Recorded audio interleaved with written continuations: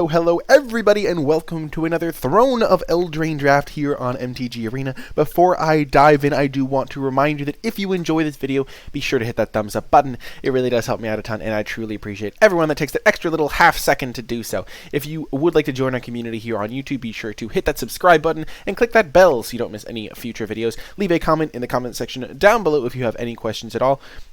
And if you would like to catch the stream live, you can find it on twitch.tv/NicolaiBolas. If you would like to support the channel directly and get access to some pretty cool rewards in the process, like my full card-by-card grade spreadsheet for Throne of Eldraine, you can do so via the Patreon, patreon.com/NicolaiBolas. There's a link to that in the comment section and in the link in the description. So if you have, if you want to know more about that, you can find it there. Without further ado, let's dive into our draft. We are on a bit of a win streak on MTG Arena. We have kind of gone like 14-2 in my past two drafts. No big deal. I don't want to jinx anything though. I kind of just did, but you know. And we started off with a rare that is probably better than every uncommon and common in the set. Gilded Goose is just a very strong rare. The thing is, it looks unassuming because you're like, okay, it's like a one-shot like Bird of Paradise in Limited. But it does a lot more than that, because in Limited, making a food every turn is like worth like a third of a card or even like half a card in the right deck.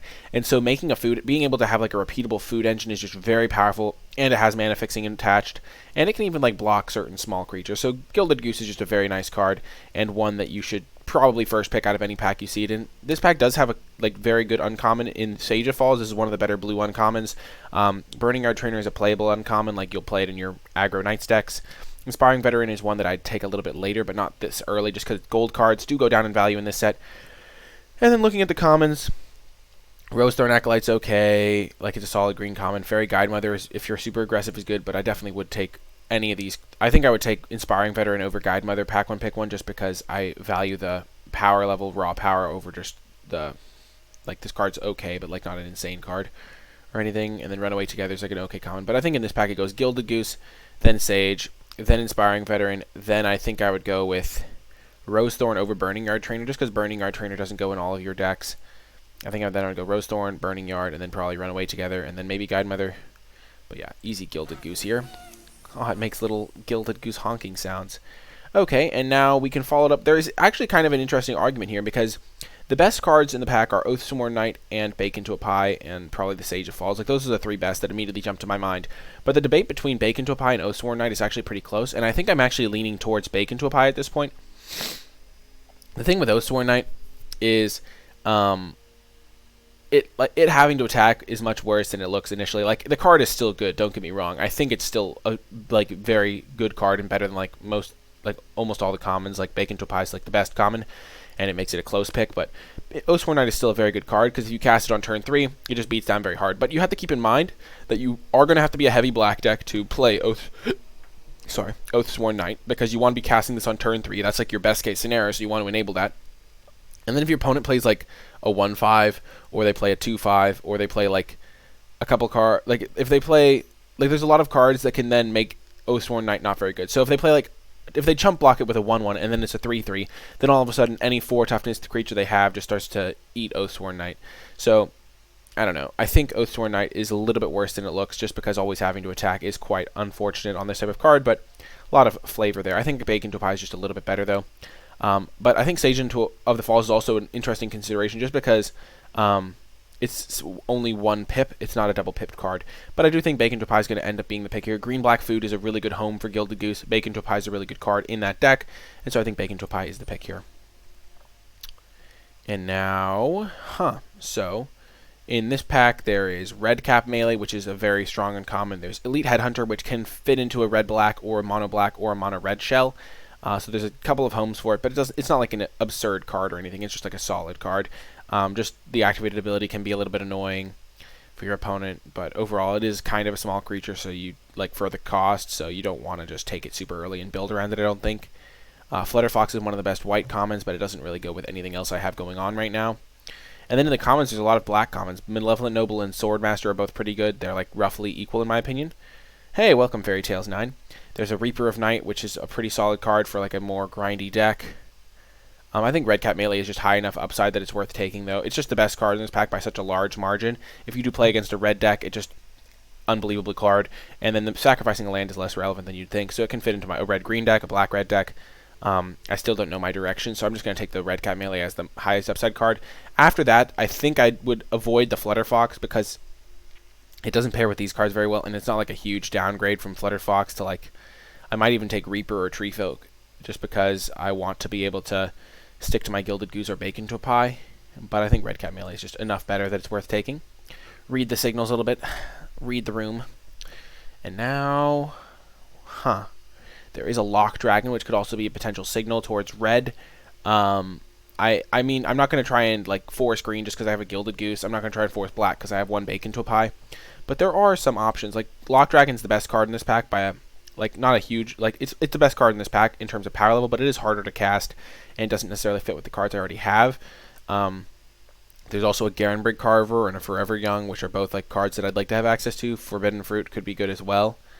I think taking the Lock Dragon is kind of defensible just because I'm probably going to be able to end up with this type of card if I do end up in black, and this just leaves me outs to being a blue-red deck, a mono-red deck, like a 12 mountain type deck, whereas I'm not going to overly miss any of these individual cards. But if I end up in a deck that could play Lock Dragon, I'm going to definitely miss the Lock Dragon. And now there's an Embereth Shieldbreaker. We're definitely getting red signals here. Embereth Shieldbreaker is a fantastic card. We've seen Red Cat Melee into Lock Dragon and now Embereth Shieldbreaker. This card's going to get you a 2-for-1 a large percentage of the time you cast it, and I think that makes it enough better than the Clockwork Servant. Though Clockwork Servant, I do want to say, is an incredible card in this set. It's not going to be during the drafting portion, it's incredible. It's not like absurd impact in the game, but 3 mana 2/3 draw a card is just a good deal. You're guaranteed to have this on by turn 5 at the latest, because if you're a 2-color deck, you're going to have 3 of one land, 2 of the other land. You can never have a situation where you're not going to have at least 3 colors of any color in your deck. I explained it that badly, but the math works out. It all checks out. So this card is just very flexible, very nice, but I think Embereth Shieldbreaker is just higher power level, and so it's going to be worth taking here. And then in the commons section, we see Witching Well and also Ogre Errant. So Witching Well is a nice little blue signal, but I'm going to take the Embereth Shieldbreaker as a better card, but it is nice that blue is looking open to maybe go with my Lock Dragon as well. Clockwork Serpent's actually really close here, because if I want to be a heavy red deck, it's going to be good as well. It also works with the Draw 2 theme that is in blue-red, and it's going to make my deck no matter what. So maybe I just take the Clockwork Servant over the Embereth Shieldbreaker. That's actually a really close pick. My initial thought was just Embereth Shieldbreaker all the way, but this card's going to go into any deck I play. Embereth is good with it versus Lucky Charm. I think I'd still take the Embereth Shieldbreaker as high enough power level and also kind of reading red signals open, but Clockwork Servant is really good. My gut was just telling me to take the Shieldbreaker, but my intuition was trying to argue up the Clockwork Servant a little bit.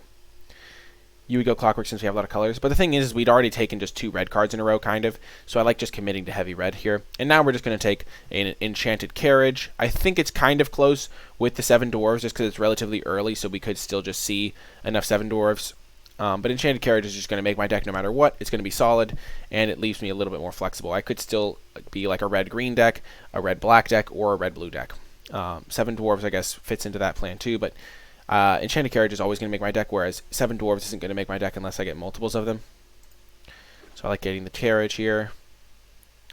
And now, okay, so this pack has a lot of black cards. So it's not just about quantity of black cards, but there's Barrow Witches, which works well with our Shieldbreaker. There is Lost Legion, which is a pretty good black card. There's Cauldron Familiar, which can do well, but not really in this type of home. And then there's Silver Flame Squire, which is a nice white card, but we don't really have a pull to white yet. And then there's Midnight Scavengers, which works well with our Enchanted Carriage. Not really our other cards so much, but we can definitely find some stray artifacts. I think it's close between Moonlight Scavengers and maybe Barrow Witches here. But I think I'm going to lean towards Moonlit Scavengers because I'd rather play the Lock Dragon than Bake, but maybe that's not even correct. Maybe I'd just take the Lost Legion. I guess Midnight Scavengers is very replacement level. Barrow Witches. I feel like I don't really want to be grindy with my red-black deck. I'd rather be a little bit more proactive, but I don't really love my cards for that type of deck. I think I'm just going to take the Moonlit Scavengers here because I just want to be able to play this Lock Dragon. Or maybe, I think it's between Moonlit Scavengers and Barrow Witches. I don't think I'm going to be playing a deck ever in this draft that's going to be able to cast a double-pipped black card on turn 3, and I don't think I'm going to be playing a food deck that's going to want the Cauldron Familiar. So I think it's between these 2 cards mainly. I think I can probably get either one of them later. So this isn't like a hugely impactful pick. Because if I take the Barrow Witches and I end up in a blue deck, I'm not going to like miss a Moonlit Scavengers all that much. I think I'm going to take the Barrow Witches though, because if I do end up in a black deck, I'm going to want to make sure I have at least one copy of this, whereas like if I have 2 copies of Moonlit Scavengers, I might not even play the second one because it's so expensive. And now there's a Once in Future. This card is definitely quite nice, and the best card in the pack by a large margin. I think Gingerbrute is okay in certain decks, but not really these decks. So I think we're just going to take the Once in Future. It does go with the Gilded Goose, so we could potentially transition into a back into a black-green deck. I just don't think there's anything we're going to miss in this pack.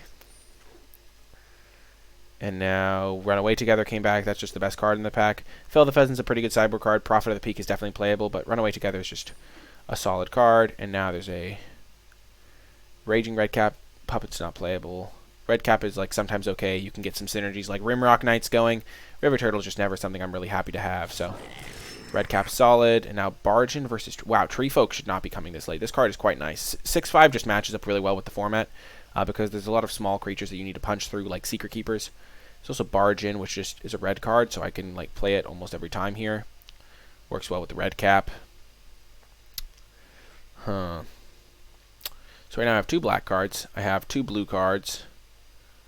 But this card could be fit into a heavy red deck. And then I have 2 green cards. I think we'll just take the Twin Veil Tree Folk.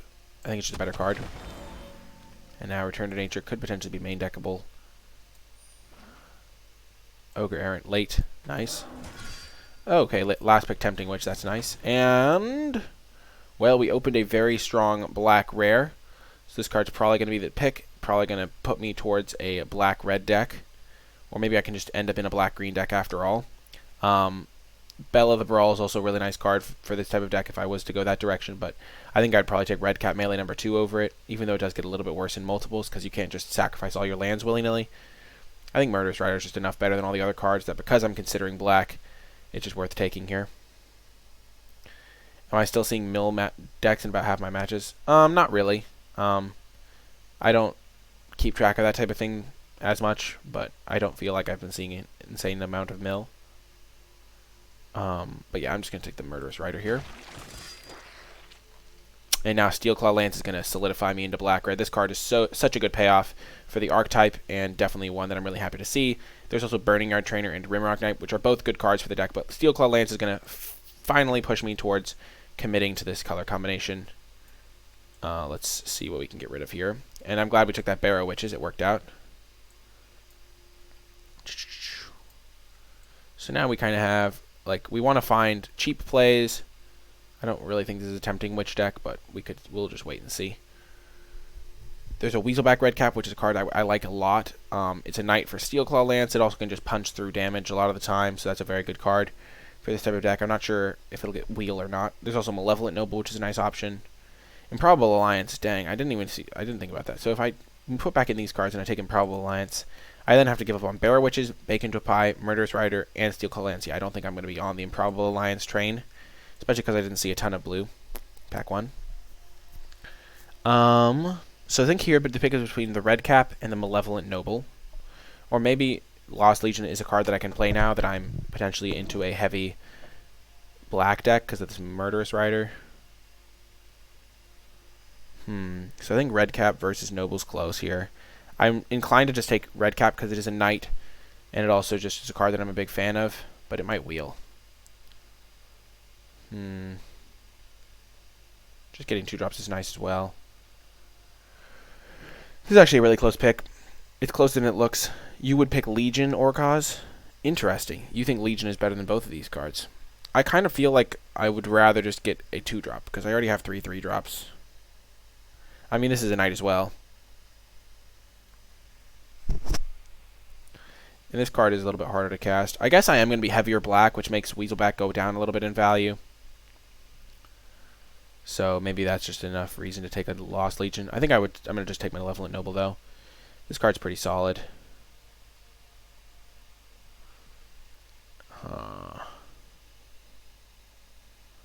Yeah, I like Redcap, too. I think I'm going to take the Noble and then see if Redcap can wheel or something. Oh, my gosh. Green. Why? Why hast thou forsaken me? What did I ever do to you, Green? Wow, I have this Gilded Goose, I have a Once Unfortunate, and I have a 2 Veil Tree Folk. So I have 1, 2, 3, 4, 5 red cards, whereas I have 1, 2, 3 black, 3 green cards. So I think in this pack, I'm not going to really miss a Ginger Brute. So I think I'll just take the Beanstalk Giant, and then I can just decide whether or not I want to ditch my red cards. I think Beanstalk Giant is just a little bit better than Okame. It's consistent, always does what it says it's going to do. And Okame is just going to be a solid card, but it's never going to be like absurd, I don't think. I mean, it's a pretty good card, don't get me wrong. But I think that I'd rather have Beanstalk in this specific situation, for sure. So yeah, let's just take this Beanstalk Giant. And now there's a Golden Egg. I love Golden Egg. Golden Egg is fantastic. I'm not sure if I'd rather have that right now, or Foreboding Fruit, or Weaselback Red Cap. Oh, gosh. Because Beanstalk Giant plus Golden Egg plus Gilded Goose could potentially let me splash something like a Red Cap Melee or a Steel Claw Lance. And other than those, my red cards are not insane. I guess I have Shieldbreaker, which is also pretty good. But I think I'm just going to take the Golden Egg here. Yeah, I agree, Moose Mafia. I love taking Egg. Egg is just such a good card. When in doubt, take the Egg. And now there's a Wicked Guardian, which we could just play. I mean, it's not going to be insane in our deck. I guess we have a couple 2/3s that curve into it, but not an overwhelming amount. And we're not going to move into white for Flutterfox at this point. Hello, Eldraine Feats. And now I guess we just take poor old Skullknocker Ogre. We're not going to play white. We're not going to need a Mistward. I guess we could take Appetite. I'm just never playing the 4/3 guy. Late Foreboding Fruit, nice pickup. Whoa, that's a late Witching Well. This is tricky. Yeah, we're not playing blue. We cannot go into blue.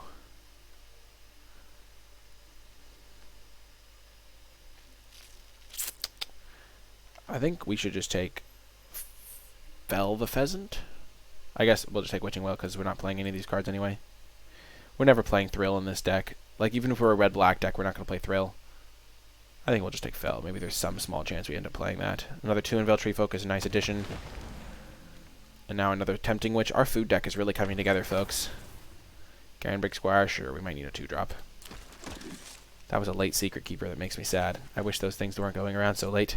Okay, what do we get as a reward for staying incredibly open? Oh, nice!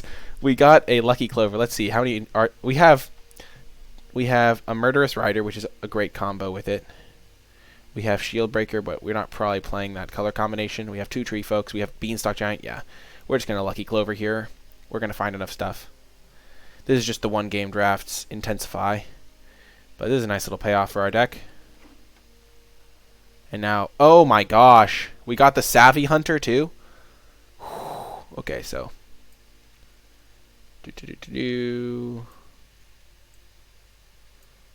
Bum, ba-dum, bum, bum, bum, bum. So this is where taking the Shieldbreaker over the 3-drop is bad. Oh gosh, so Savvy Hunter's great in our deck. Epic Downfall is just great removal as well. We kind of have a couple removal spells already. And then we have the Roast. We're not taking Rose Thorn here. But I think we just need to take the Savvy Hunter. It's just really good. It fuels a lot of our stuff.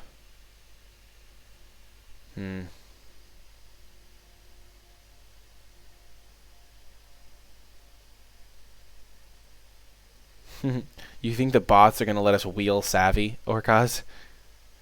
Wow. I think Savvy Hunter's really good, but we don't have an insane amount of food generation, and Epic Downfall can really just let us get to the late game where our 2 in Veltree Folks and Beanstalk Giant can just take over. Wow. This is a tricky one. I'm very tempted to just take Epic Downfall. I think I'm just going to take Epic Downfall. It's just such a good card. We already have a late game that can win the game. I mean, there is 0 chance that Downfall wheels. There's basically 0 chance that Savvy Hunter wheels too. Wow, now it's Outmuscle versus Reaper of Night. So Outmuscle's pretty good in our deck, but we're kind of going to be heavier black, I think, than green. It's probably going to be a relatively close mana base, like maybe we go 10-8. But I think Outmuscle's going to be on a little bit less, and some of our early creatures are a bit small. So I think Reaper of Night really fills a nice little combo with Lucky Clover. Though I guess we do have these guys already kind of in that spot. I don't really want to play this. I don't really want to play this. I know Lucky Clover Reaper is a beating indeed. It's very close, though, because Outmuscle is one of the best green cards. I think I'm just going to take the more powerful card that's better on its own. Now there's another Tree Folk kind of punishing me there. Okay, so let's see. So if we want to splash, we're not going to splash for Steel Claw Lance in this deck. But we could definitely splash Red Cat Melee off a Gilded Goose, Golden Egg, and then like a Forest. And if we're doing splashing anyway, I don't think we want a third to Unveil Tree Folk. That's just too many Tree Folks running around. Though I don't think we're playing Barrow Witches here, because we just don't have enough Knights. I'm putting 4 counters with Lucky Clover is appealing, and splashing another red card is a little bit tricky. So yeah, let's just take the Tree Folk. I convinced myself. We'll just get another 2-drop now. Though Spore Cap is a really nice defensive tool for this type of deck.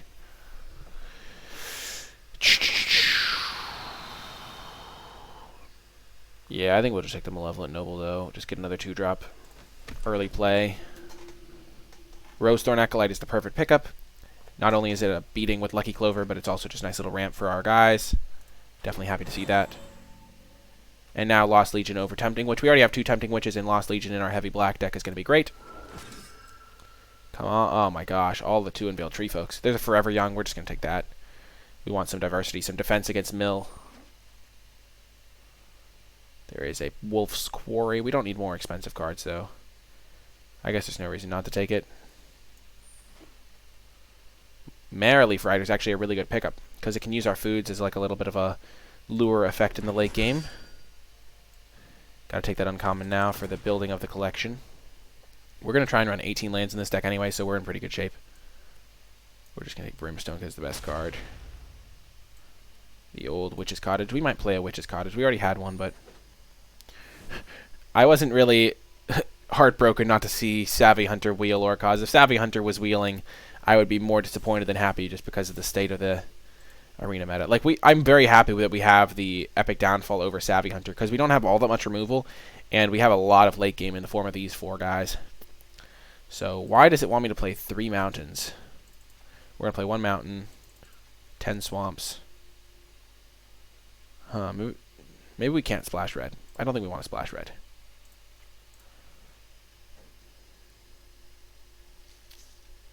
That's actually hilarious. Put back 12 creatures. That's a lot of creatures. I think we might main deck a Return to Nature. We don't have any Knights, really. So Barrow Witch isn't very good. How's our count looking for Wicked Guardian? Not great. 2, 3. Yeah. It's actually looking relatively solid, so we could consider playing that. We could consider playing a Witch's Cottage over a Swamp. But honestly, I don't think we need it. And being able to get all of our mana untapped is really nice. Though being able to fetch it with Beanstalk Giant is kind of cool as well.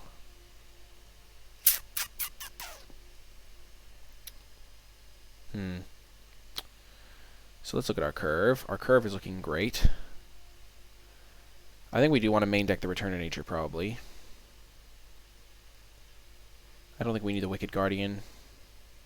Our vehicle card's good, Intensify. And vehicle cards are always better than they look. So the thing is this thing is like, it's going to be immune to removal a lot of the time. Like, they can't pacify it. It just does a lot of stuff. Like, they can't pacify it. They can't Charmed Sleep it. If they So Tiny it, the So Tiny is going to fall off. It comes with 2 1/1s, so even if they deal with the 4/4, I still have 2 1/1s lying around. Like, imagine a 5-mana 4/4 that died and made 2 1/1s. That would just be a solid card. And this card is better than that, I think. Carriage is a legit card. I kind of like this just, like, nice, expensive package here at the top end. How many creatures do I have, though? I only have 13 creatures.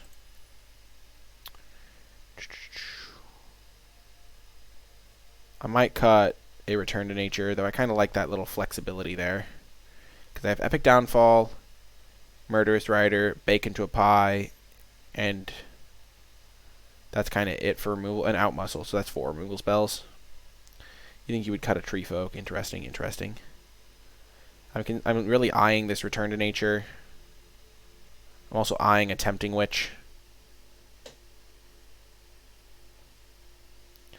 Yeah, so you tap however much equal the power. So if I wanted to, I could tap like a Tempting Witch and a vehicle. You can crew vehicles on your opponent's turn as well. Yeah, but if it attacked, it stays tapped. I think I'm just going to cut the Return to Nature, because I want to keep my creature count high. Yeah, that is going to do it for the build. Seems pretty legit to me. I'm not sure if I want the second Tempting Witch, but we'll give it a shot. We just want creatures to be able to put counters on. That is going to do it for the build. We're just going to double check we didn't miss anything. I don't think we want the Witch's Cottage. And yeah, deck seems great. I hope you enjoyed that part and stay with me for the matches. Hello and welcome to round 1. We have a sketchy hand on the play, but we're going to keep it. We'll just cycle our Forever Young on turn 1. I mean on turn 2, then play Foreboding Fruit maybe. Oh no. This is not ideal. Uh-oh. We really want a forest. Give me a forest. If they pump here, that's going to be okay. Red aggro incoming. Oh, I feel that. It's already been here for a turn. Oh no. Oh no. Forest me. Oh dear. Well, shoot.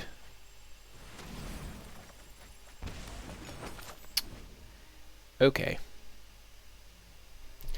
I might just have to bake into a pie and then play Enchanted Carriage.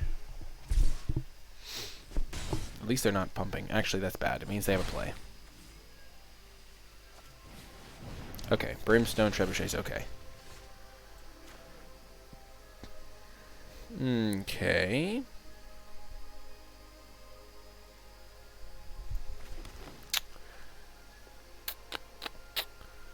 Do I just want to get the 2/3 into play? I think I'm just supposed to bake into a pie something here. And then play Enchanted Carriage next turn, because Carriage is really hard to deal with as a defensive tool. And then I can deal with the red cap then. So let's just bake that now. Then the Carriage can deal with the Youthful Knight and the wet red cap. Oh no. Oh, diggity dog.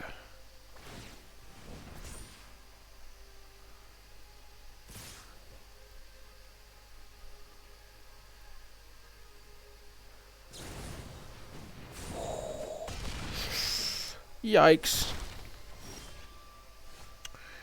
I think things are looking grim for the hero of this story.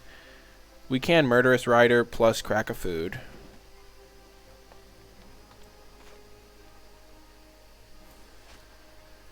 Which is definitely what we're going to do.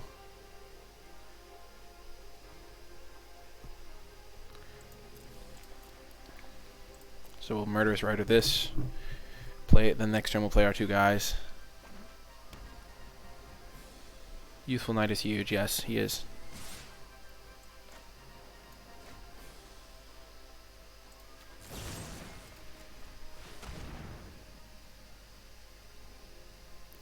And hopefully they double pump this. Sure.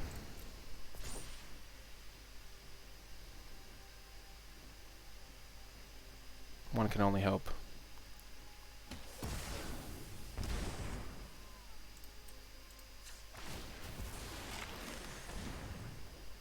Hooray! We're up to 8. And down to 5. Okay, sure. If I can survive enough to outmuscle my Murderous Rider, I could maybe win this.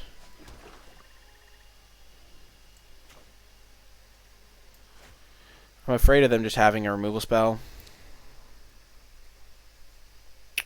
But I think the best solution is to just... Oh, gosh.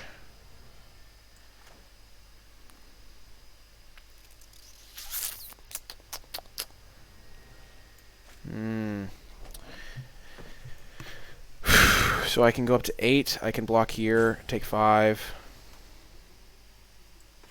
If I do this, then I'll block the weasel back, but then I won't have any better off.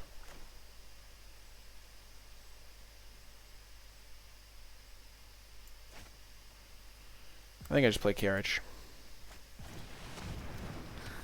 And then I double block. I block 1 on each of them.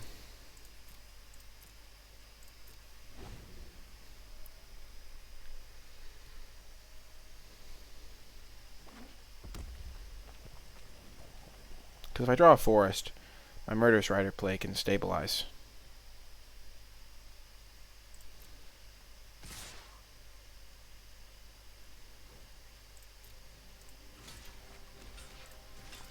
I'm afraid they have Barge in.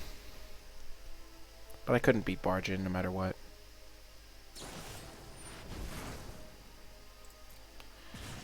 Okay. Never mind, we did it. Land me. Give me a forest. Come on, deck. I know you want me to have a forest. No! Oh, that's rough. That is RUF.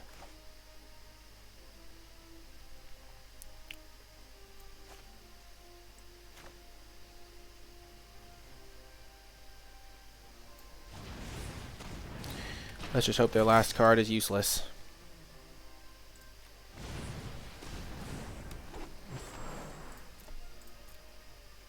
Even if they have a removal spell, we can crew the Enchanted Carriage, so we're not dead. If they have another Searing Barrage, we are, though.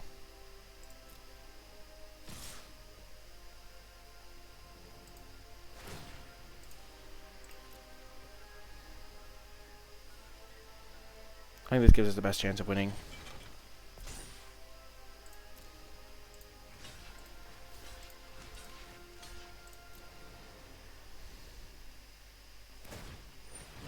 Sure.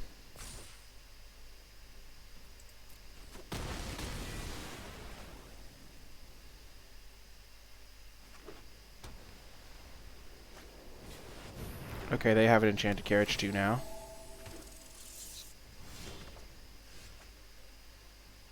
Okay. So I can... This essentially costs 2 mana, so I can play this, and Malevolent Noble, and Tree Folk? No. Just gives you land. So I have 6 mana, 4 mana, 2 mana. So I really want to play Malevolent Noble, I think, and also Tree Folk this thing up to be big, so I can gain 4. I can also just gain 3 with my food token. Because they can hit me for 6.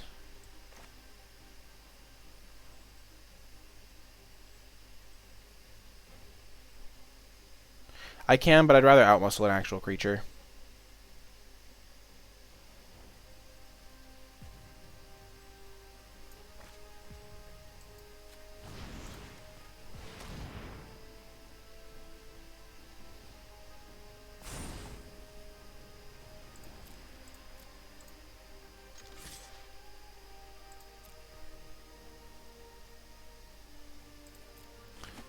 I mean, you can't always expect your opponent to have Murderous Rider, though, to be fair. So I'm at 6. I can sack this food to go up to 9, and then I'm dead to... Honestly, not much kills me from this spot, so I think I just do this. And then I can Tree Folk again next turn. Because otherwise I have to chump here. I guess chumping's fine.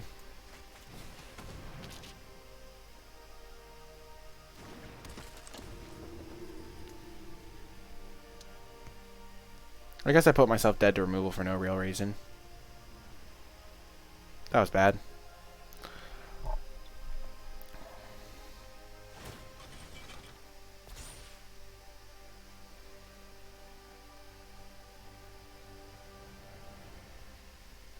I think I just blew it. I put myself dead to Searing Dragonfire for no reason at all. And also barge in. This works out better if they don't draw anything this turn. Play a creature. There we go. There we go. Oh yeah, this is what I like to see.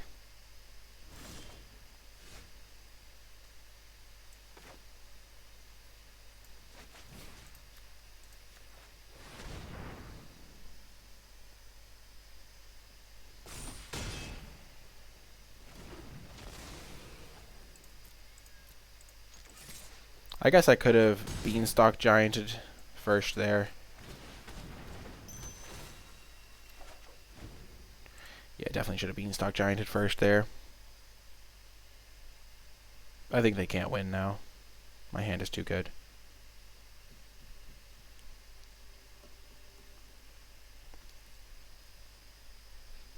I did mess up this turn, but I played the other turns pretty well.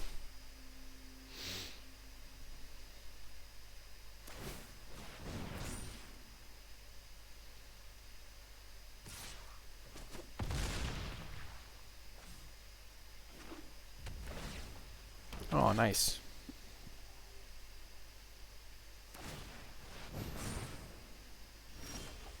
They could have done that pre-combat and then...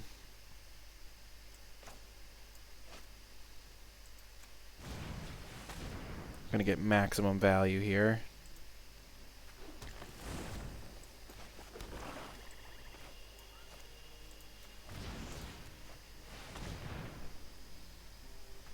The opponent's avatar is,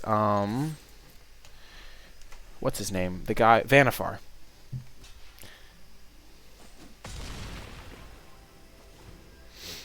Maybe I should have been playing these guys. Boom. Got the win. That was a close game, but we are headed to the second round undefeated. Hello and welcome. We are gearing up for a game against Sexy Selena, who is gold tier 1. And this is a keep, especially on the draw. We have our egg to help us find our mana. We also have 2 2-drops. Even we whiff on a land. Ooh, that's a annoying card to deal with.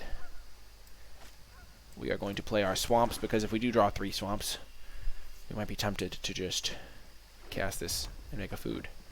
Red, white, A.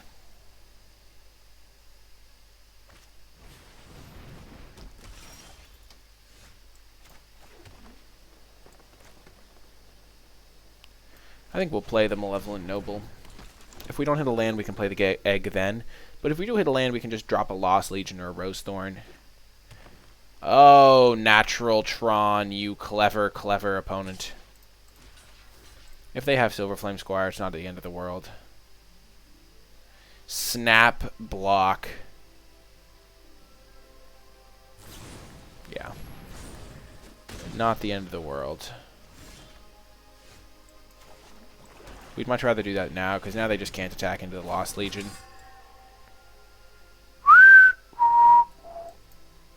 Don't want that. Kind of want this. But we just need lands. Our deck is good enough that we don't need it.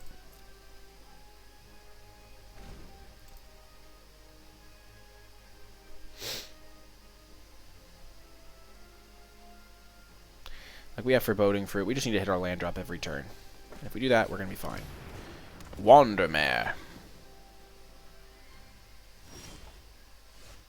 Well, the Wandermare is probably going to eat some junk soon. We're going to go Golden Egg plus Malevolent Noble so we can threaten the double block. We'll Golden Egg first in case that changes our decision. Nope. So now if they do play the Silver Flame Squire, they did miss a land drop, but now they can't attack with their Wandermare as well. Unless they have Barge in, which would be bad, but they probably would have attacked last turn if they had Barge in.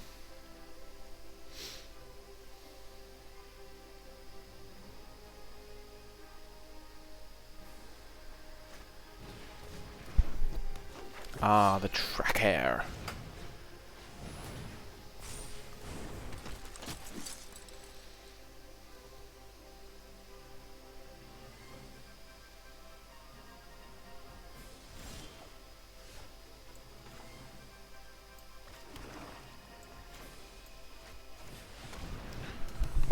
This is a good just stabilization play.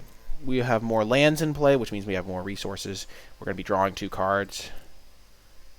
And we have a lot of 2 Unveiled Tree folks. I'll tell you that much.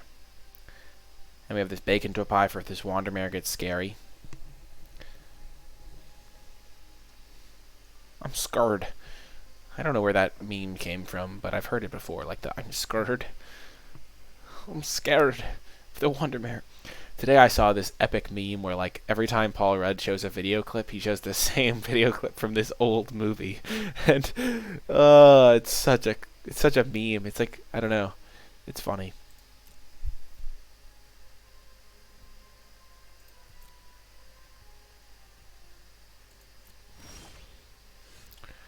Okie doke.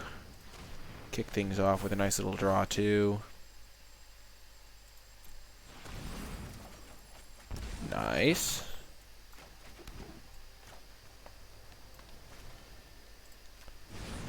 Get our mana creature developed.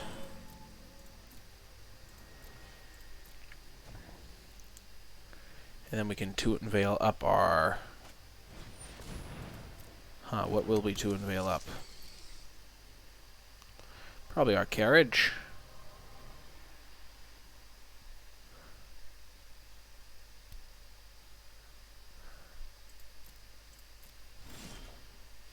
Okay, so... Carriage will be crewed by Noble, because the mice hold back the Silver Flame and a little bit better. The counters do stay on a vehicle, by the way, for people unfamiliar with vehicles.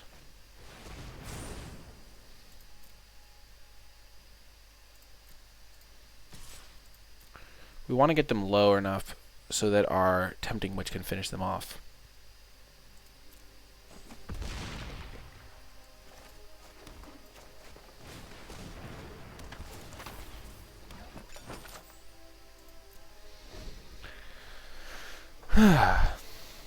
Especially because they're stuck on lands. You gotta win the games while they're stuck on lands. Wow, their deck is a mess. This is why you can't just play Idyllic Grange in any deck. Pretty much in a nutshell.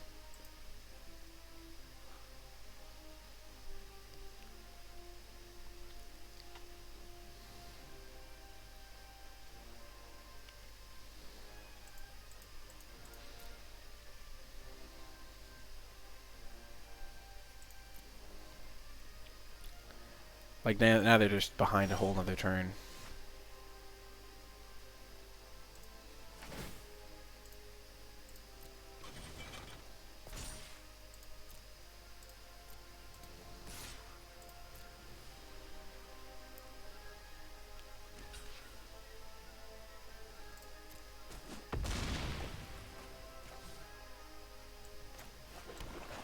We want to hold up 2 so we can sacrifice something to the Noble, or sack a food, or probably throw a food at them if nothing else happens.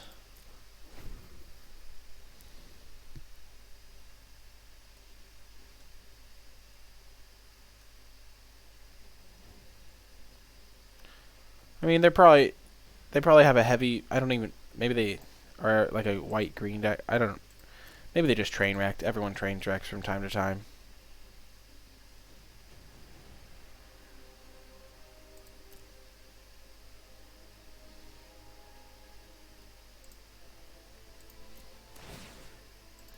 I think we'll make them lose some life.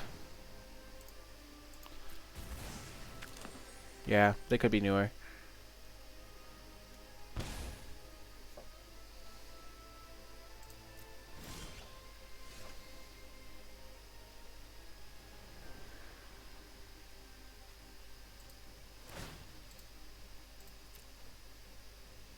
We do have Bake into a Pie for the ultimate blowouts. So they have to block both of these guys.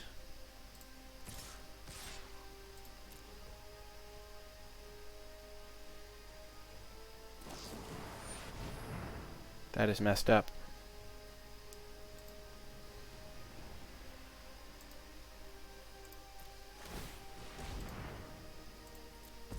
This way they don't draw a card.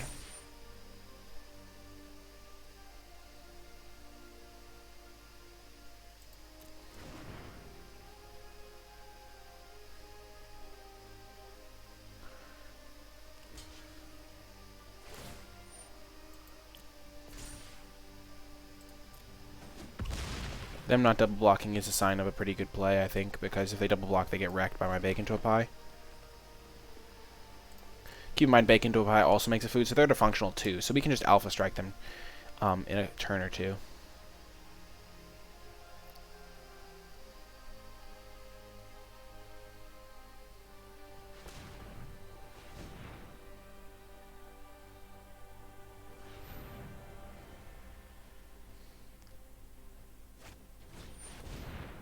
Sure. I guess they choose green.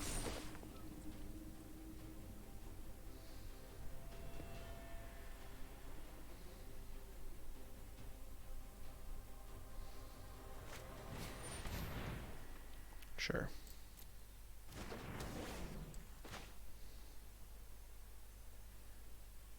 So we kill the Wandermare.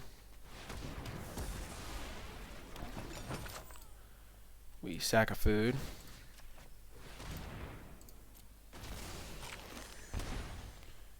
And we sack a tree folk.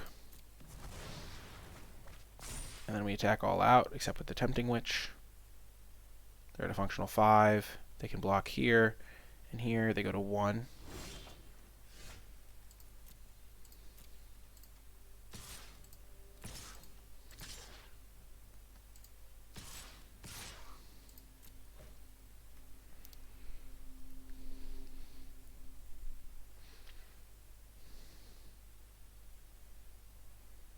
We can just put them to 2 by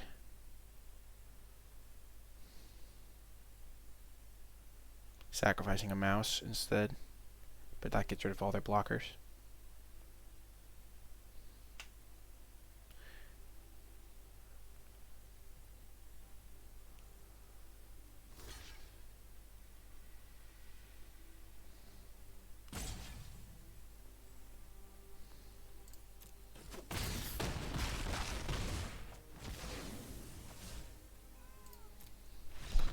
And opponent sees the writing on the wall and scoops it up. There's no Realm Cloak Giant, so we are headed to round 4, undefeated. Hello and welcome to round 4. You might be wondering what happened to round 2, but round 2 was my opponent never showed up, so we got a free W. This is a great hand. This is the hand you dream of. Ooh, this is a high roller. You can already tell. This opponent means business. They have the Battle for Zendikar lands. I mean, we're also a high roller, clearly. We use our custom little thingamabobber. We're going to go 2-drop, 3-drop, 4-drop. It's going to be fantastic.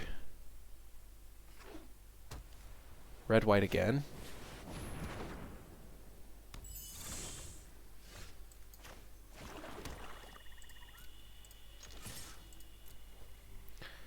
It's still just better to curve out than just to waste a turn. Next turn, if we really want to get rid of this Pathlighter. Yeah, we don't need that. We would like a land, though. How did you get those Zendikar lands? There was a time when you could buy them in the store. I didn't because I have all these other cool lands, but you could buy them.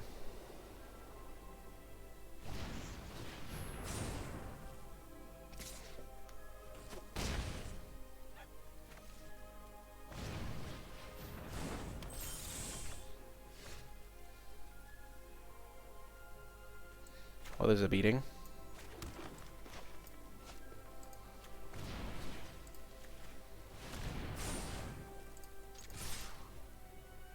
My lands are the unlands. I won them in an event.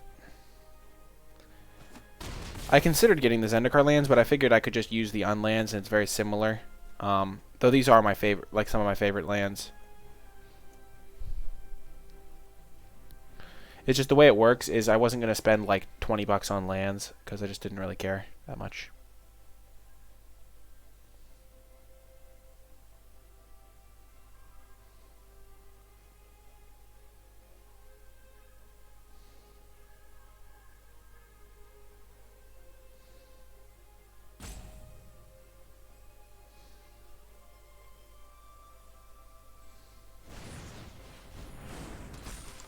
Sure.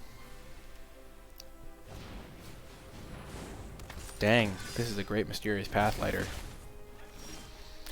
Not going to lie, that is a bummer.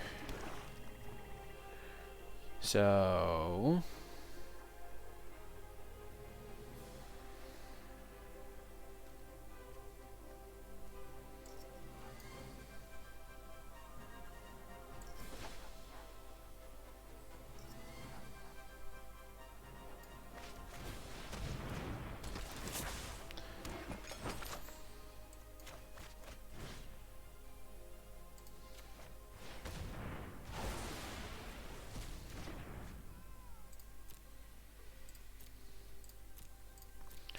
So we're doing it like that because that slows down their aerial clock and also gives us a nice little setup because we can Merrily Fright or make 2 of their guys block it using our foods.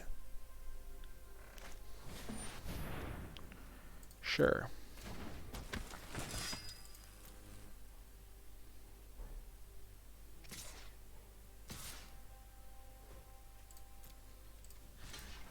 Well, that's good for me.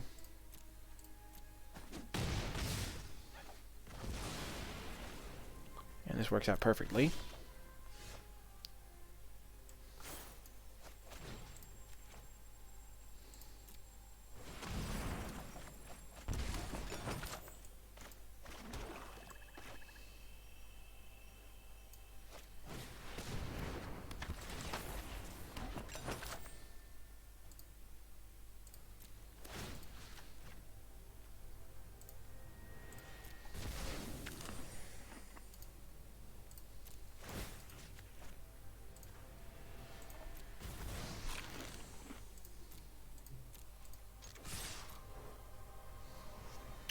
So now we have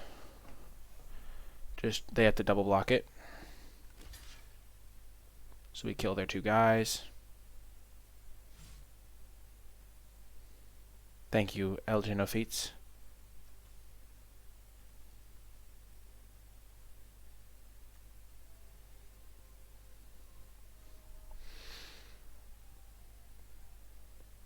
You don't have an option, mate. You have to block it with both.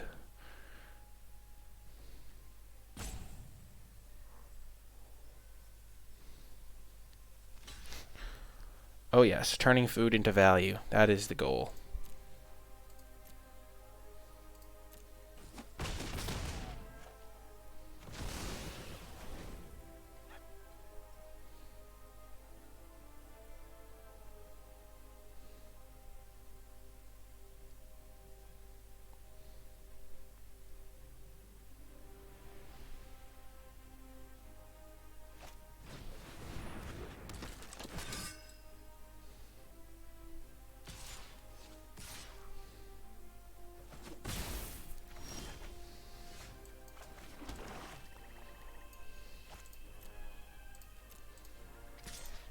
You want to attack with this guy because that makes our tree folk lethal.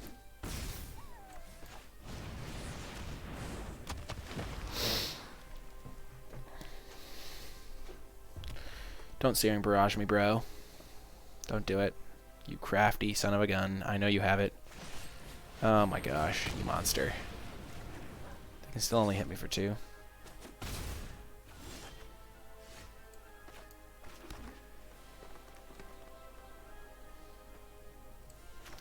We're going to make them chump block.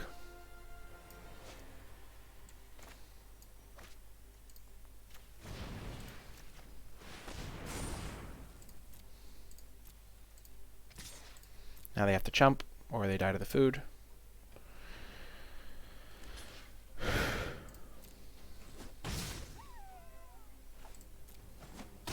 Then we play our noble.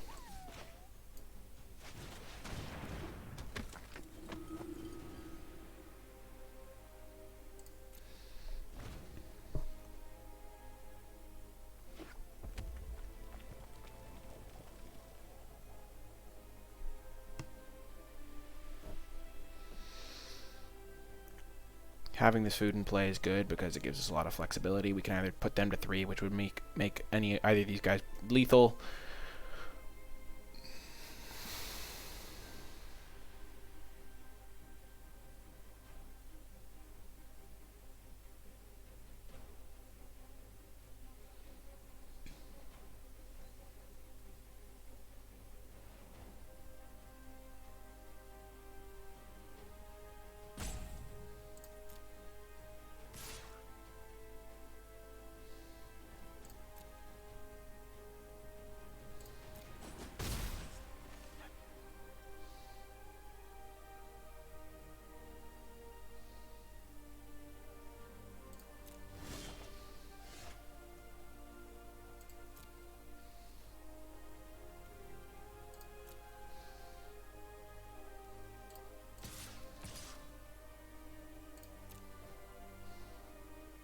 I'm afraid of Slaying Fire, which is the 3 mana deal 3.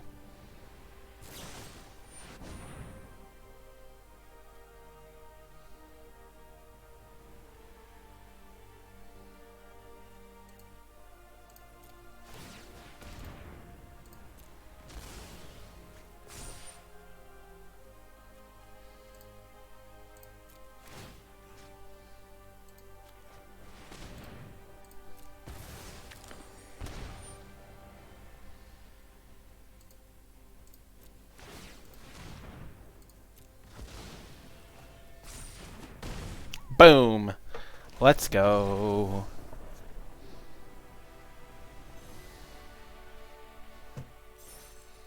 Oh yeah, you had to keep the food up in case of a pump spell.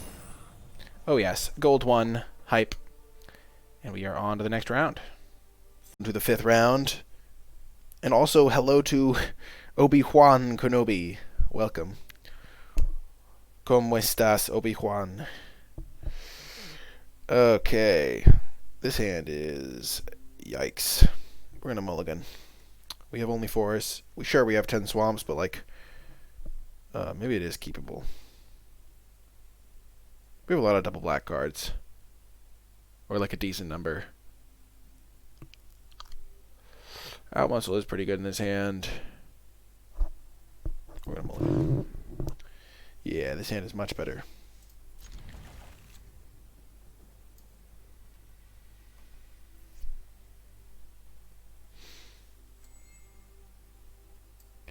We might just get rid of Golden Egg.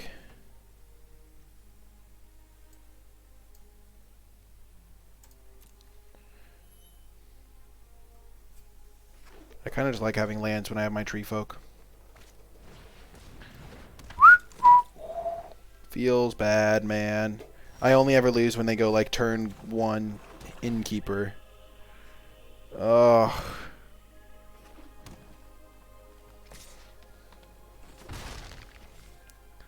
Don't Curious Pair me. No. Oh, thank goodness. We're going to Murderous Rider. This is the first opportunity, I think.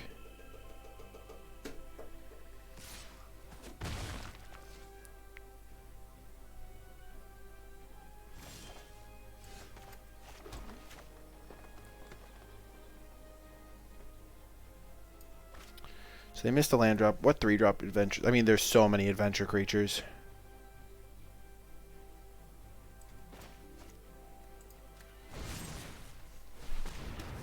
Feels kind of bad to do this, not going to lie. Next turn I'll play it, though, and then I'll 2 and Veil it up.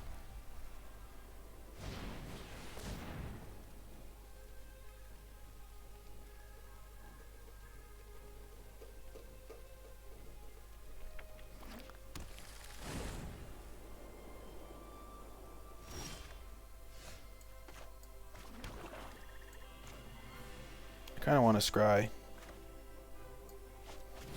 Let's scry this turn. Oh yeah, once in future is a big game. Though it's kind of bad right now, so maybe we don't want it.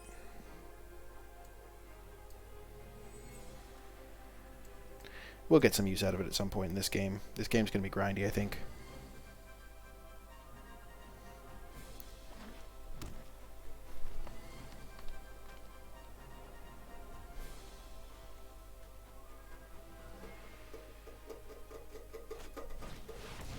Stone Coil Serpent. Aww.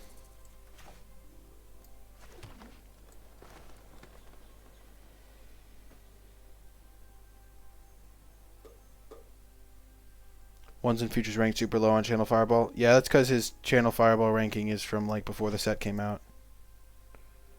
I mean, you're never going to be right 100% of the time.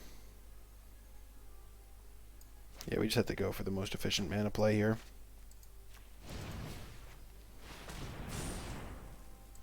Even though I'd like to just get the Murderous Rider out, I wanted the Scry last turn so I could scry into something good. And this is pretty good. And then I can trade this off with this and then get it back.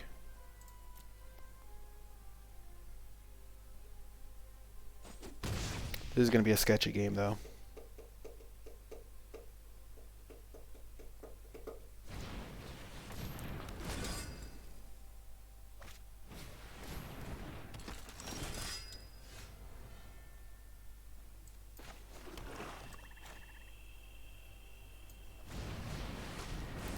And this sets up for a trade, once and futuring it back. Though I don't really want to once and future that right now.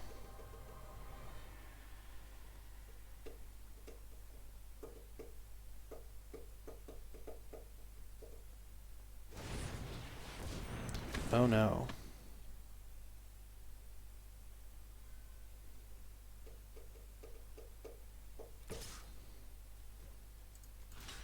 No outflank. Don't outflank me. No! That's so sad. I cannot believe it. That is brutal. And it has trample, so I get max destroyed.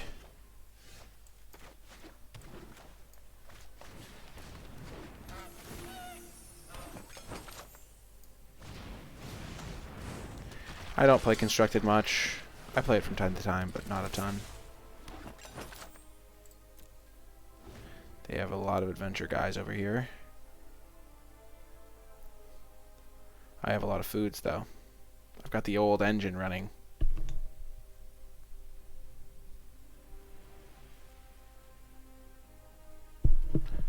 I can't... It doesn't go to the graveyard ever, I don't think.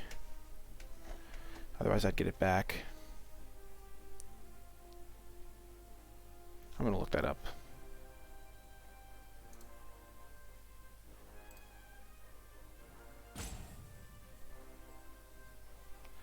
Yeah, let's look it up.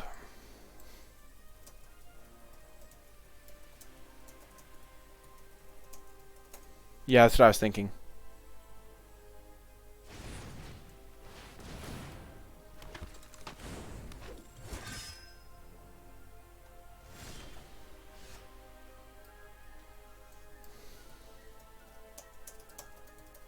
Rider Gatherer. It should be on the FAQ. What did we draw? Okay, that was useless.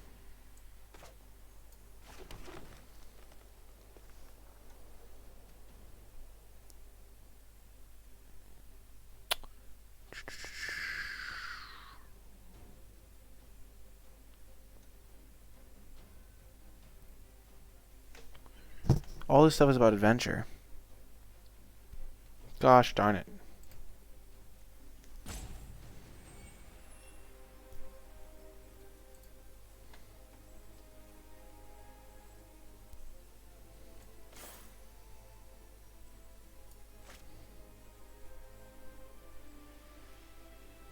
Oh, okay, so...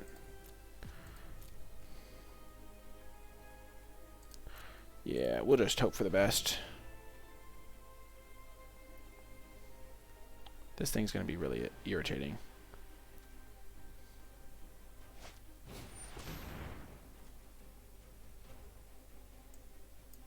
Are you kidding me? Did they really hit my Murderous Rider? Oh, they hit that. Interesting.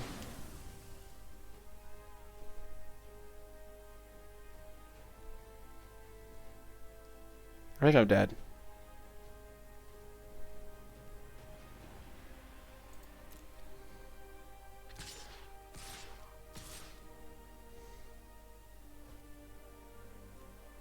Five, 7, 9.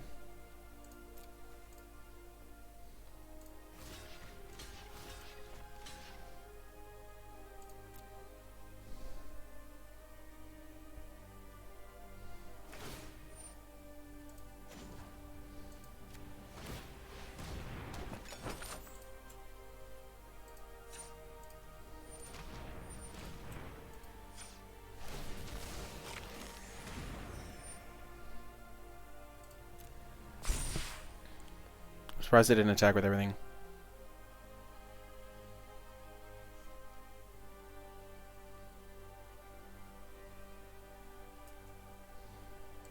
Sure.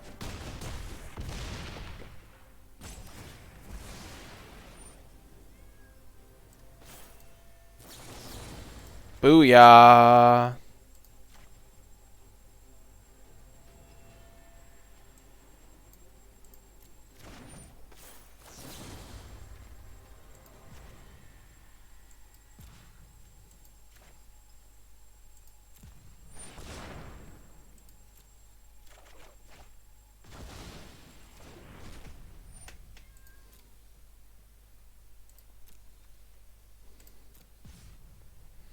Whew.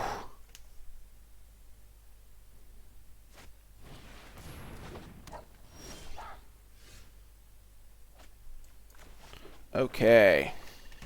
So let's see. So we have 4, 9 mana. 10 if we include Gilded Goose. Yeah, I know. I'm thinking. So if we Swift End, if we cash in a food, then Swift End this thing. And then tree folk up our Gilded Goose. We have to get this thing into play. So we need 6 mana for this, 8 mana. So we have to commit 8 mana to that play, which means we only have 2 left over, which can eat a food.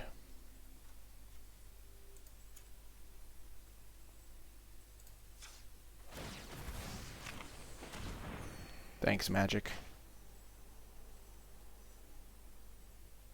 I really appreciate how you screwed me on mana tapping, game.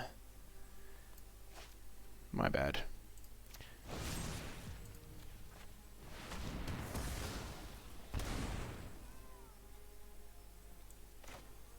I needed to tap me literally any other way.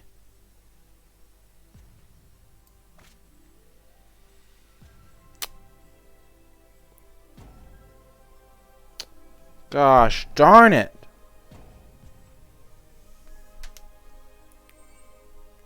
Thanks, game. Oh my gosh. Yeah, oops. Yeah, I am just dead, I think.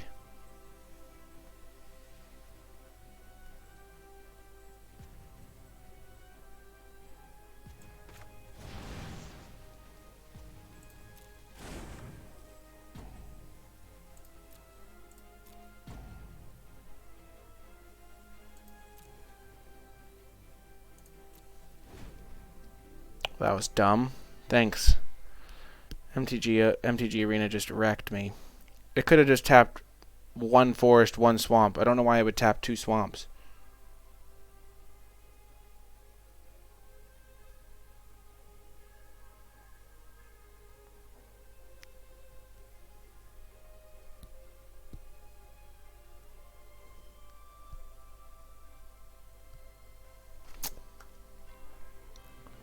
Thanks, Auto Tapper.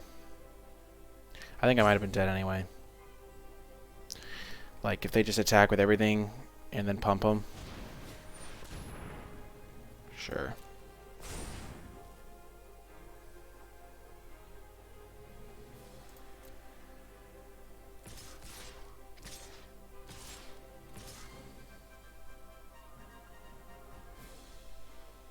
Two, 4, 6. Yeah, we're dead. Even if we gained 2 life, we were not in good shape. Oh, well, rough to get auto-tapped, but we were probably going to lose anyway, so not the worst time to get auto-tapped. And we don't even rank down, so always a silver lining. Hello, and welcome to the 6th round. We're going to keep this hand. We do need to draw some payoffs, but we have a nice little goose into more ramp action. Oh, I was like so afraid of like Spell Pierce or something. I don't know why.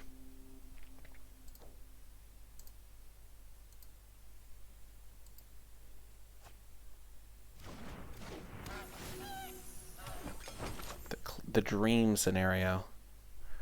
Ramp into ramp into ramp. Oh, yes.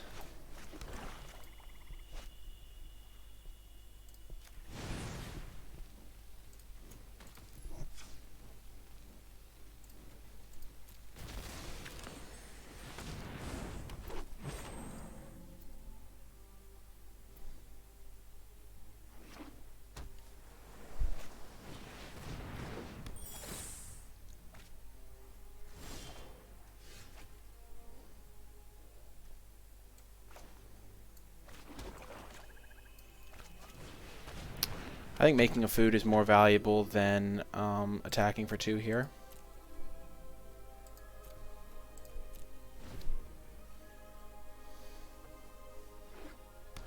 Blue-green, eh?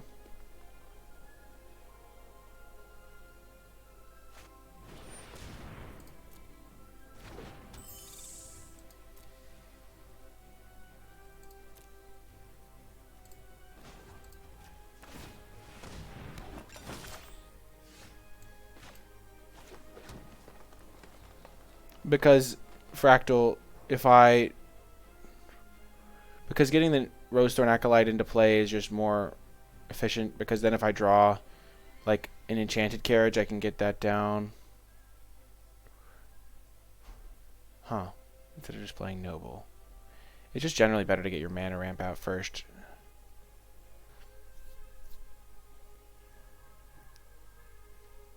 I did use my food. But then, like, I have my extra... Like, then I got to do that double spell thing. I don't know, I guess it ended up ending up about the same.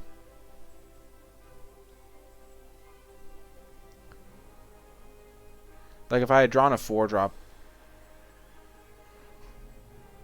I don't know, it's... In my head, it still makes sense as a play.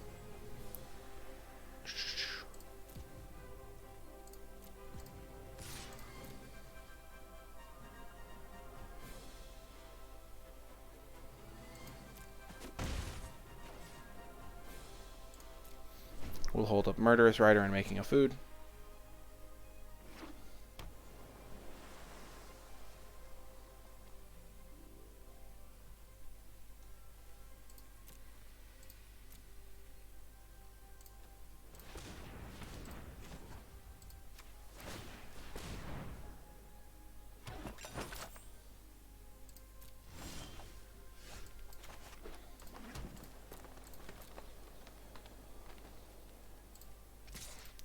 They have 5 mana up. I don't really want to cast anything into that.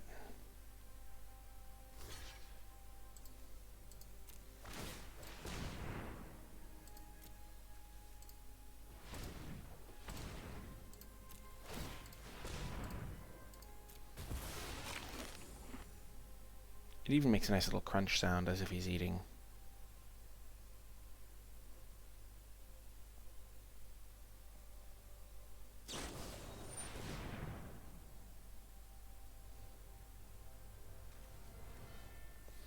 They're holding up a counter spell. So I kind of just want to let this happen.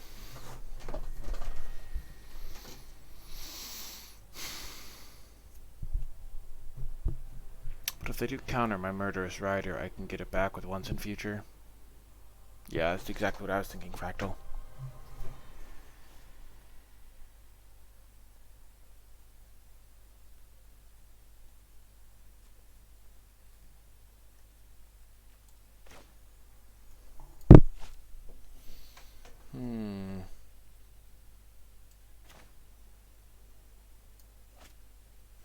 And if they mill me, then I can find better targets for my Once and Future, so... I think they have the counterspell, but I'm going to have to get rid of the counterspell at some point anyway. Yep.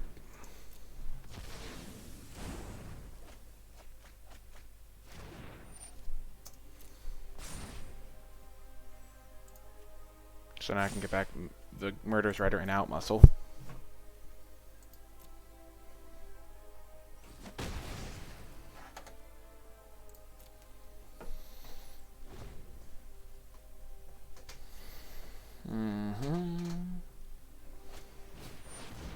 Sure.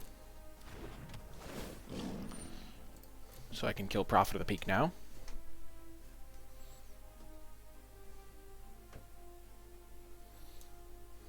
Two to the top. Oh no.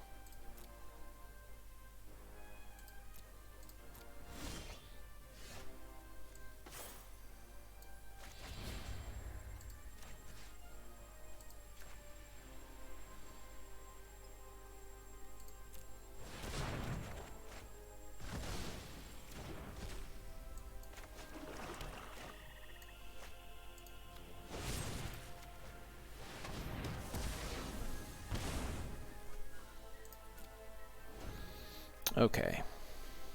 So we're in good shape here. Please don't have a 7-drop. I'm worried about what they scried to the top.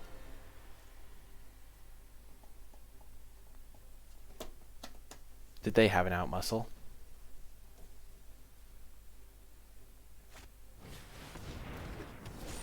Oh. Tall as a beanstalk. That's just ridiculous.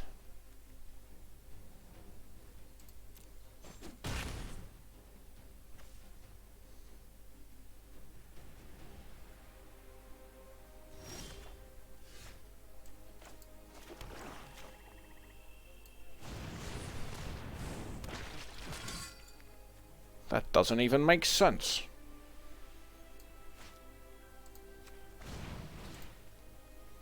They don't have counter mana up, so I'm just going to use my 2 Unveiled Tree Folk mana now. and then hit them for 2.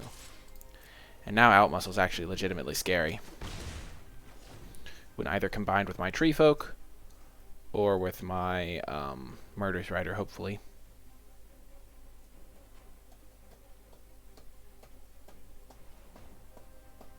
I'm afraid of like a So Tiny ruining my day.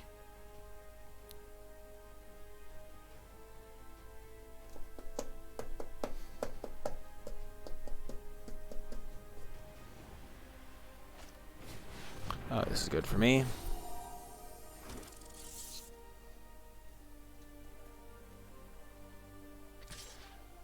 Okay, cool. So they don't have So Tiny mana. We'll kill their 5/5 flyer here.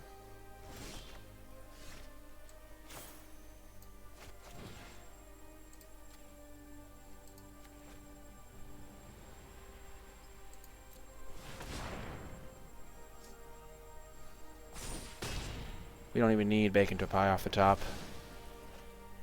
We happened to get it, but we didn't need it.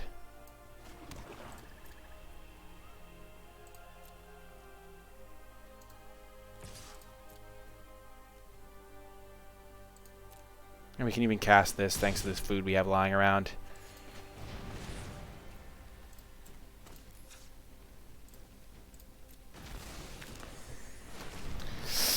I would call that a pretty good turn. Excellent work, Gilded Goose. Excellent work. You too, Rosethorn Acolyte. Really getting it the job done. Well, shucks.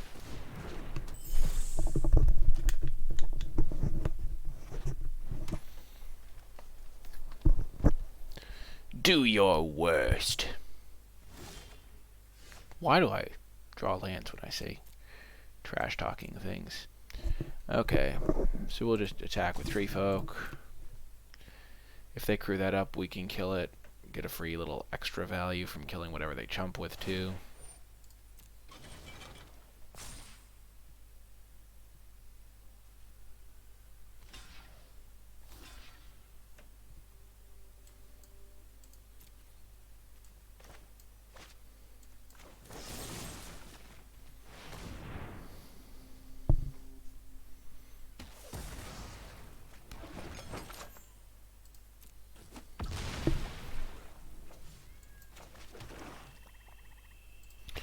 I'm playing the land because I do have Foreboding Fruit in my deck.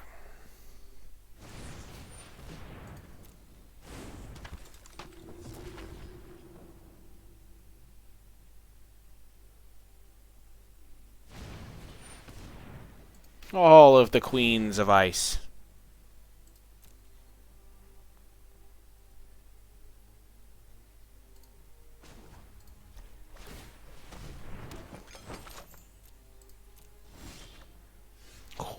Ho ho ho ho ho ho ho.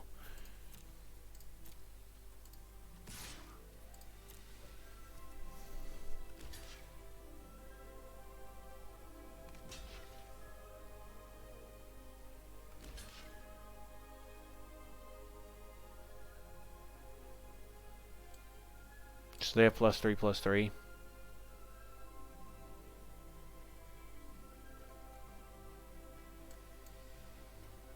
That means they get to keep these 2 other guys. Yeah, it's probably still worth it.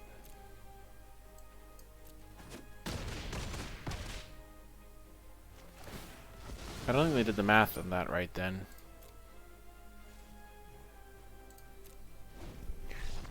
And yeah, that math was a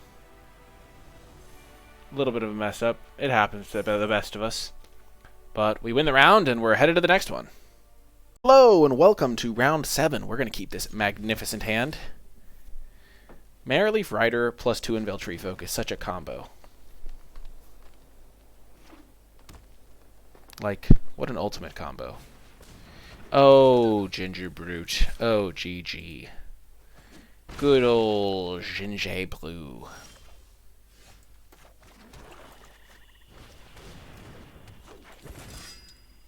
Hitting me for 1, I'll hit you for 3. Sound like a fair deal. Whew. I like our hand, but I'm worried about Gingerbrute. But I guess we have Outmuscle if it ever does become a problem. Outmuscle plus Marrowleaf Rider's a sick combo too. Marrowleaf Rider just has nice little synergies. I like it a lot.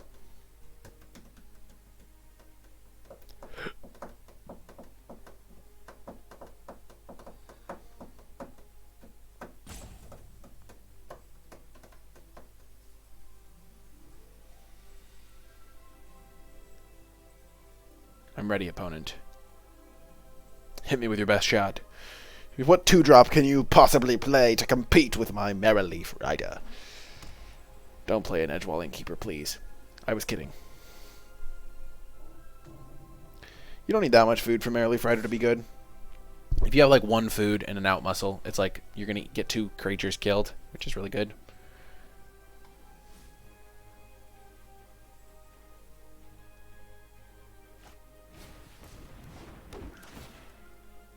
Oh, no. The Gingerbrute. I think it's probably worth just offering the trade here. That makes things interesting.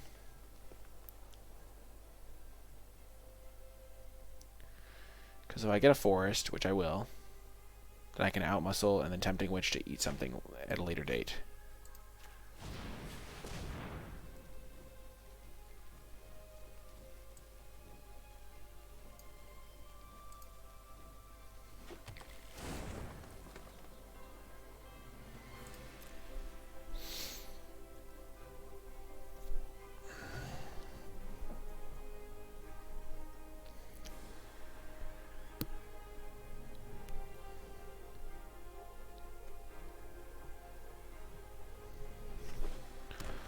The thing is, I needed that 3rd forest, but I want to draw another swamp this turn.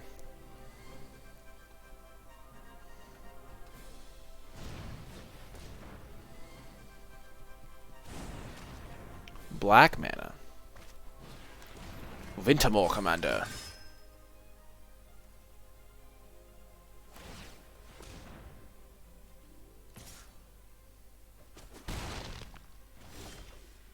Sure.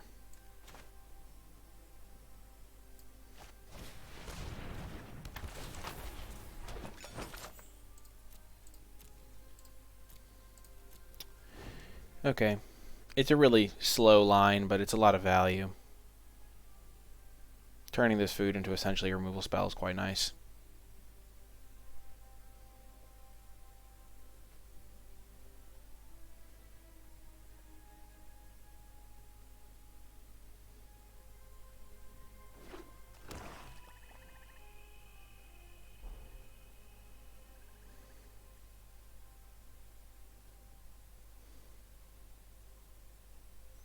Because I can fight Gingerbrute and then make it so Wintermoor has to block. Or that Rosethorn has to block.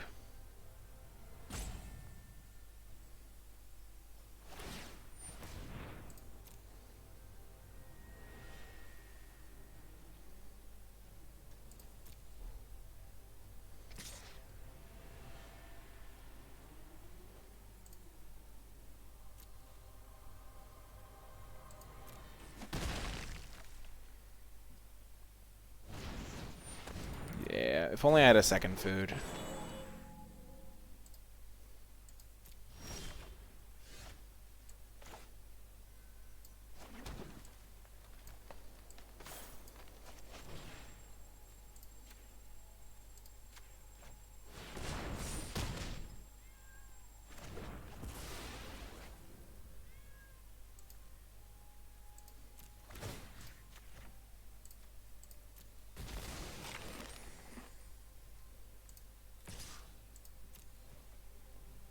If I had a second food, this would have to block too.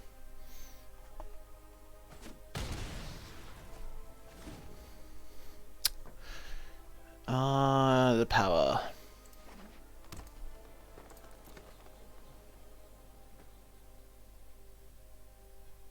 Would I say I'm a foodie? I like food.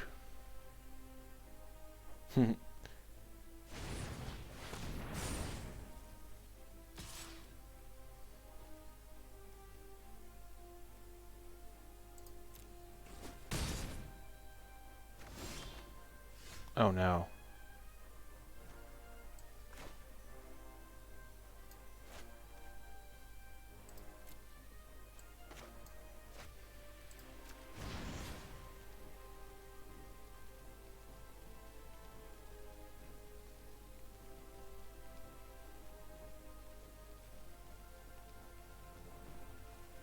So they'll hit me for 4. Oh, no, they'll hit me for 6.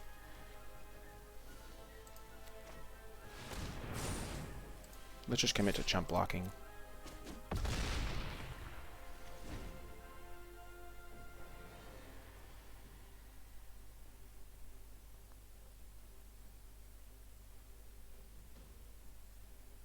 Dang, not getting a swamp is really not working out for me right now.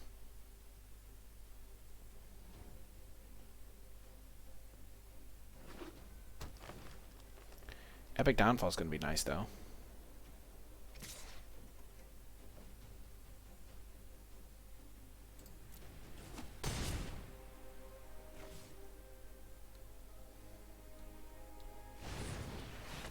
Nice. Give me a swamp. Gilded Goose. Hello, old friend.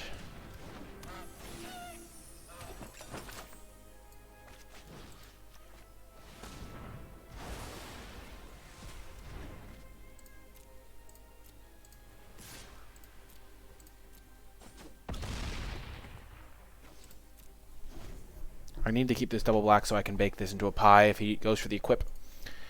Or I can just play my own 2 and Veil or something. Swamp adjacent. I don't know why I find that so funny, but that was good.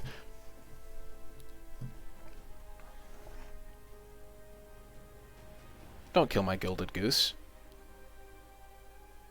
Don't do it, mate.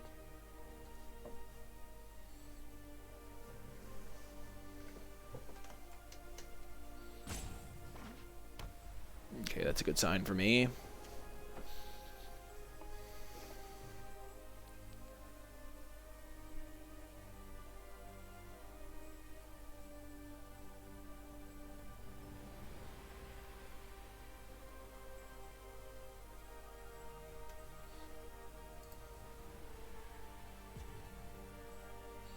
Is the goose cooked? No, but it is loose. Oh gosh. Goose is loose. I don't think this card's really worth splashing generally. They're on their final timeout.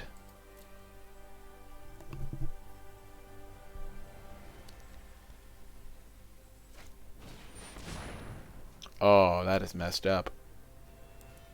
That is messed up. I'm so sad.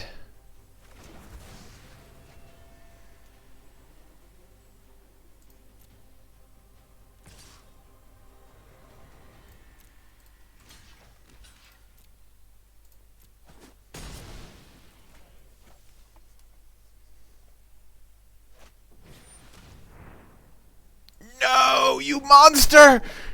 Oh. They let me untap. Oh, get wrecked.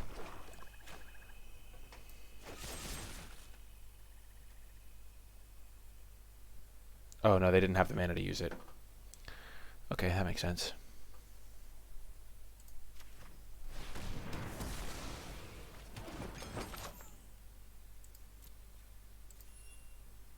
Yeah, I don't really need those creatures. Food! Feed the clan! It was summoning Sick Fractal.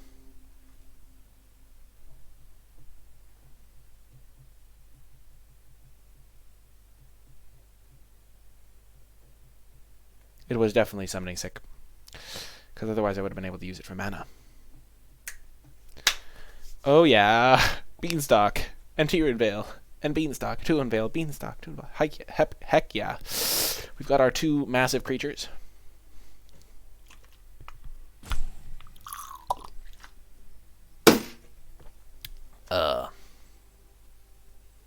That was a clutch swamp. They should kill Goose. Killing Goose is almost definitely correct.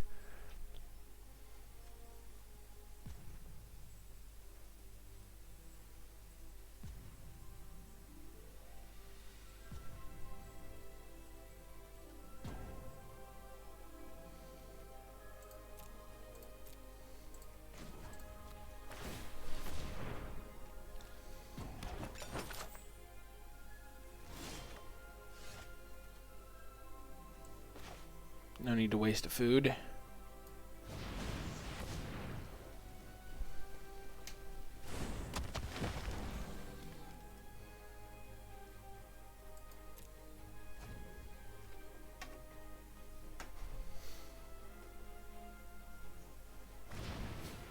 No! Curious pair! Evil! Oh gosh. Chat, please don't go down this road. I don't really like jokes in that vein. It just makes people uncomfortable.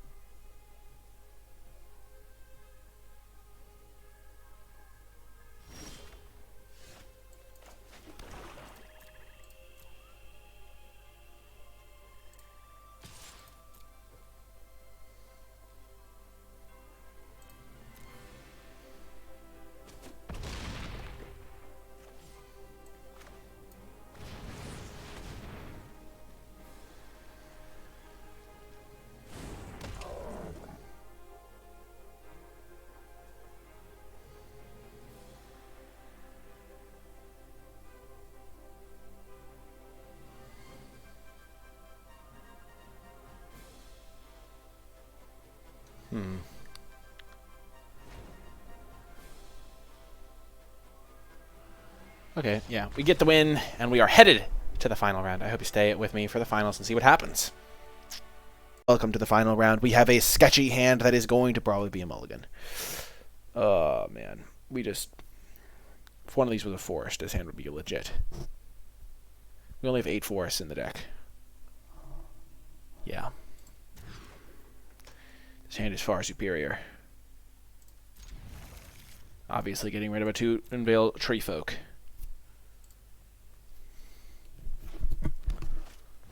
Oh no. Is this the same person?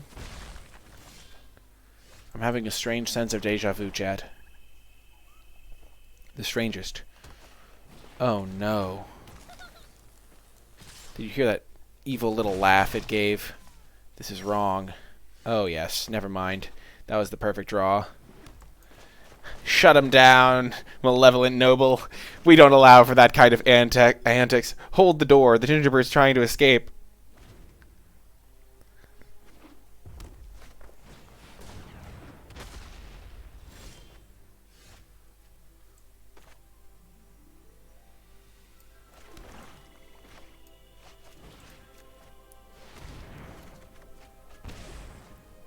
No attacks. The reason we're doing that is because next turn we can Beanstalk plus Epic Downfall on this.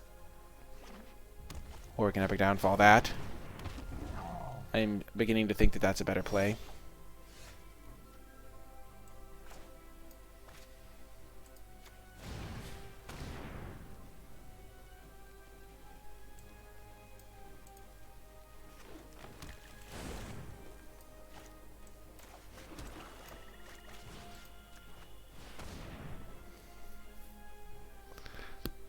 I'm not gonna lie, Gingerbird's actually kind of a problem for me.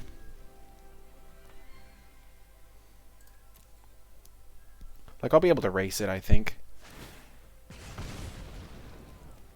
Especially because I can go just straight up play 2-Unveil Tree Folk.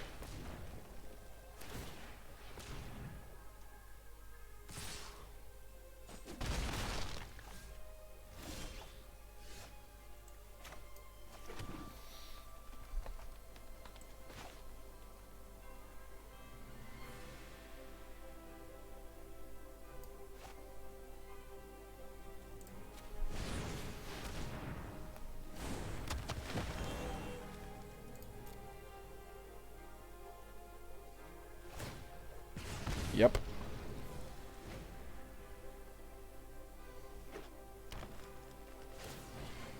I don't think they'll be fast enough thanks to this food. I really want to hit a land so I can get my Beanstalk Giant down. Beans! Yes!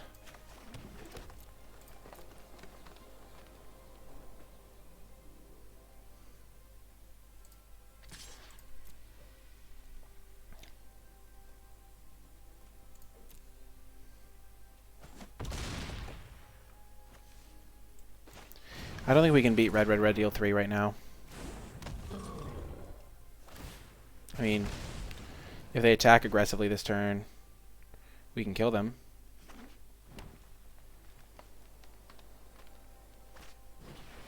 Hengewalker. Skywalker. Dang it, they had a creature. That is a sad occasion.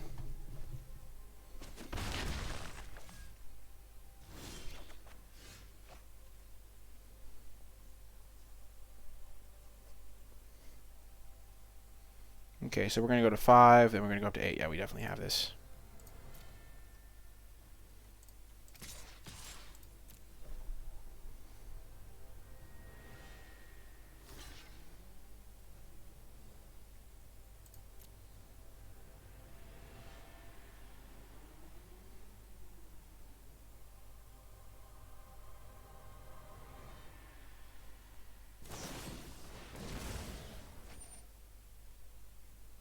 Okay.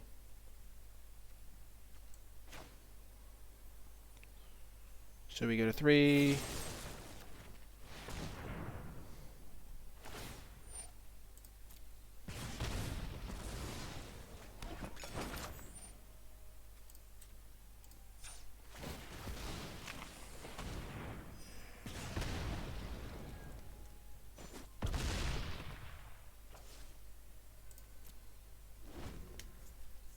Man, Fling almost got me. No! The difference between being at 5 and 4 here is so big. It's just this food is really irritating. Actually, they shouldn't have done that. They should have held up their food activation. Now they have to chump with the wolf. Oh, more food! Yeah, they're just dead.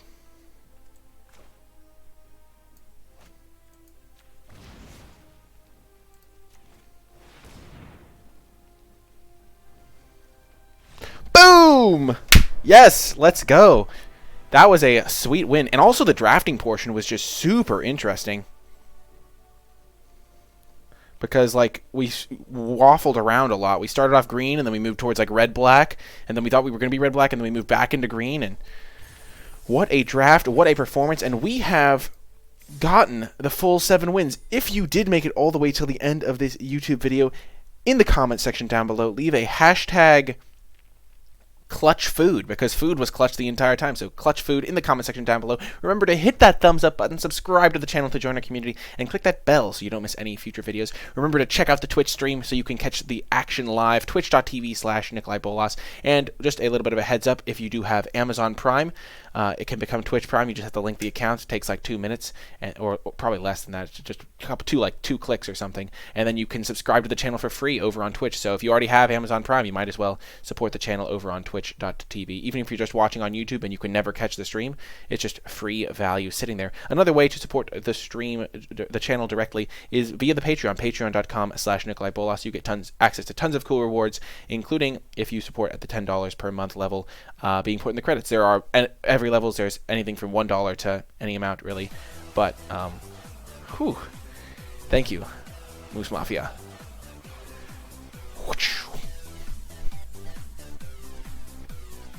Thank you so much, Moose Mafia, for that Twitch Prime subscription. Really just demonstrating what I was talking about. Really excellent stuff. I appreciate it. But yeah, if you would like to support via the Patreon, you can do so. And I do like to shout out the patrons that do support at the credits level, as well as all levels. So, awesome. Lamaril, thank you for the subscription as well. I appreciate it. So thank you so much to all my patrons. Thank you so much, everybody, for watching the video, and I'll talk to you guys next time.